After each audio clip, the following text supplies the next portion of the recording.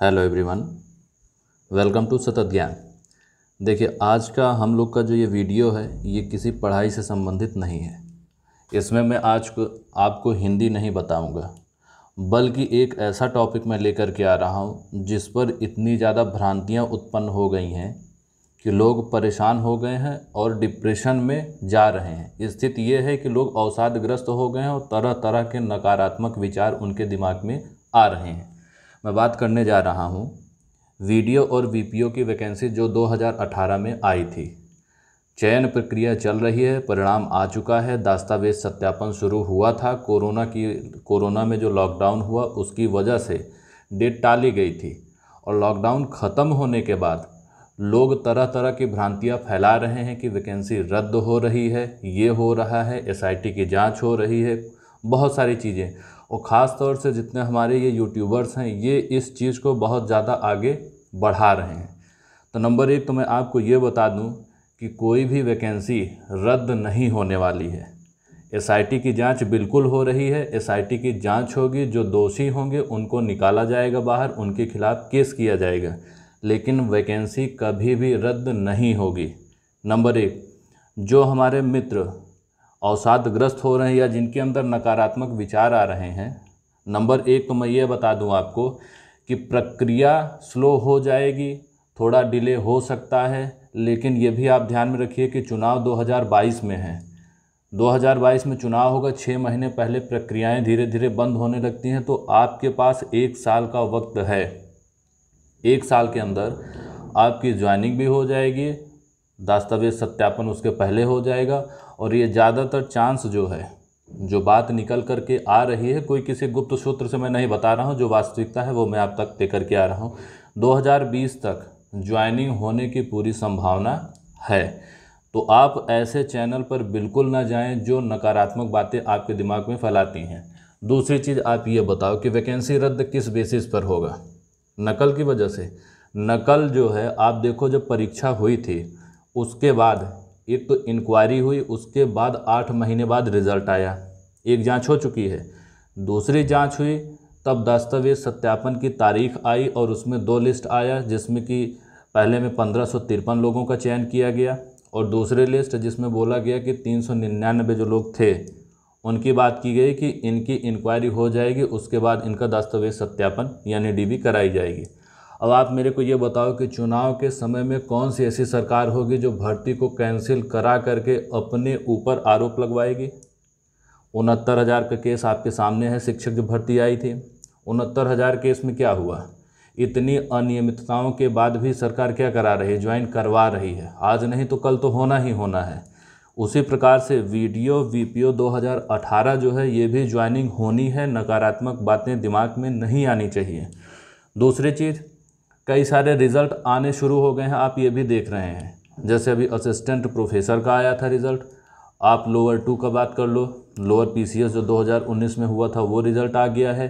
1-2 result ऐसे और आए हैं।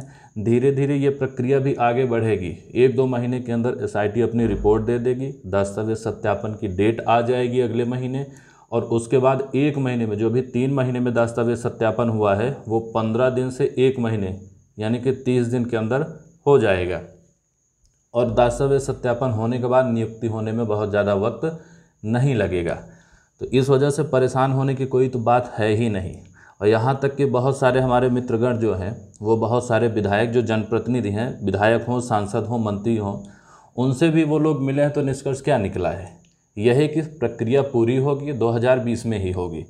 तो नंबर एक तो कतई परेशान होने की आवश्यकता नहीं। दूसरी चीज़ ये कि जो आप लोग का कार्य है, आप हाथ पर हाथ रख करके बैठे नहीं रह सकते हो। जिनका चयन किसी दूसरी परीक्षाओं में हो गया है, चलिए ठीक है, उनकी बात अलग है। जिनका लोअर पीसीएस 2019 में हो गया है, तो आपको भी बैठने की आवश्यकता नहीं कि चलो अब वीडियो हो गया, ज्वाइनिंग होनी है तो छोड़ दो, वो अपनी जगह होती रहेगी। हाथ पर हाथ रख के बैठे रहेंगे तो कुछ नहीं होना है। प्रयास आपको करना ही पड़ेगा। और जो भी प्रयास है, आप लोगों को पता है कि क्या करना है, कैसे करना है, कौन आपको बता रहा है, ये सारी चीज़ें आप लोगों को पता ही होगी, मुझे बताने की आवश्यकता नहीं है। दूसरी चीज़, जिनकी परीक्षा जैसे लोअर पीसीएस हो गया, निकल गया, तो अपनी तैयारी भी करते रहें, लेकिन कुछ समय निकाल करके प्रतिदिन जो उनके कार्य हैं वो भी करें। आप सोच रहे हो कि लोअर पीसीएस निकल गया है, प्री मेंस हो जाएगा, रिजल्ट आ जाएगा, डीबी हो जाएगी, नियुक्ति हो जाएगी, तो प्रक्रिया बहुत लंबी चलने वाली है। आप सोच रहे हो कि 2 दिन, 10 दिन, 1 महीने, 4 महीने, 1 साल में हो जाएगा, तो ऐसा कुछ होने वाला नहीं। फिलहाल तो लोअर पीसीएस मेंस की परीक्षा अभी होगी नहीं। नंबर 1 तो कोरोना की वजह से, दूसरी चीज़ आयोग की जो प्रक्रिया है वो सब देख रहे हैं कि वो 4 साल से किस प्रकार से कार्य कर रहा है।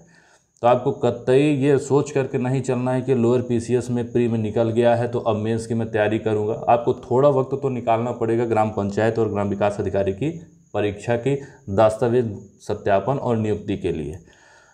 दूसरी चीज़ और एक बात करने की, ये बताइए कि चुनाव में जो चुनाव होने वाला है उसके पहले कौन सी ऐसी सरकार है जिसने परीक्षाएं कैंसिल करी हैं। कुछ मुद्दे हैं ऐसे जो विवादास्पद हैं, लेकिन उनका समाधान निकलेगा।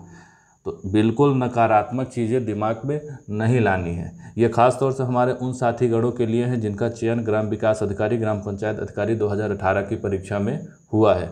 मेरा वीडियो बनाने का मोटिव इतना ही है कि आपके अंदर जो भी नकारात्मक बातें हैं, जो आप यूट्यूब चैनल इतने देखते रहते हैं कि हर बंदा आपको कुछ ना कुछ जानकारी दे रहा है, जो भी जानकारी दे रहा है आप उससे एक प्रश्न पूछिए कि उसको ये जानकारी कहाँ से मिली, सोर्स क्या है उस जानकारी का। जब आप ऐसा प्रश्न पूछेंगे उसके पास उत्तर नहीं होगा, क्योंकि सरकार न तो कोई रिपोर्ट देती है, न तो ऐसी जानकारी देती है, ना ही एसआईटी में मेंबर जो हैं वो आपको कोई जानकारी देने वाले हैं।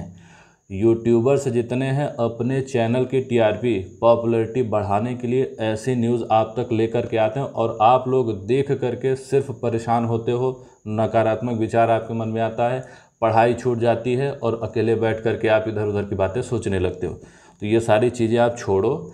जिनको पढ़ाई करना है वो पढ़ाई करें, जिनका चयन हो गया है वीडियो वीपीओ में और आगे बढ़ना है तो वो थोड़ा समय निकाल करके आगे आएँ और उनका जो काम है वो करें। तो मेरा वीडियो बनाने का मोटिव सिर्फ इतना था।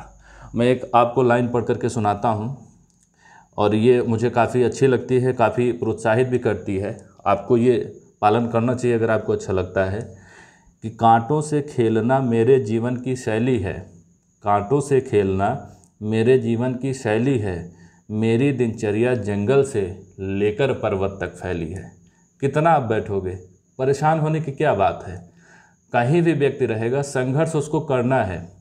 अभी तक आपकी जितनी भी उम्र हो, इतनी उम्र तक आप संघर्ष करते आए हो और संघर्ष का ही नतीजा है कि आपका चयन हुआ है।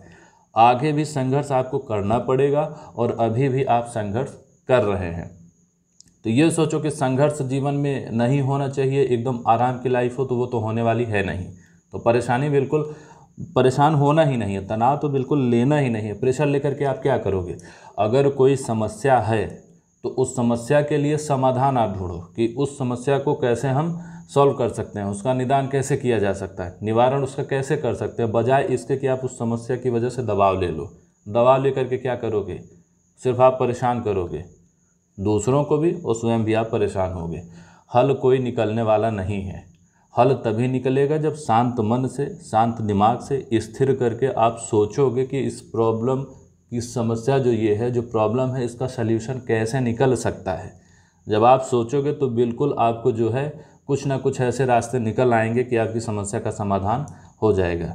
और ग्राम पंचायत अधिकारी 2018 की रही बात, तो इसका जो ये समस्याएं आ रही ये भी धीरे धीरे शॉर्ट आउट हो जाएंगे। बिल्कुल परेशान होने की आवश्यकता तो है ही नहीं।